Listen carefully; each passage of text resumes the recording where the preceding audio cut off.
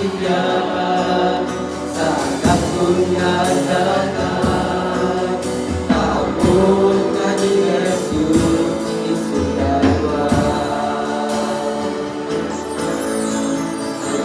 Ang itilapin kay nagmasargen, kung isisiling sino hindi kapin.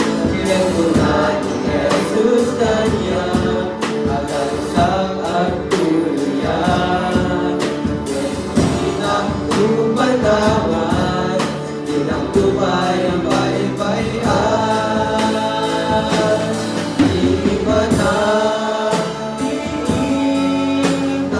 nakakapayayan na. Iba na,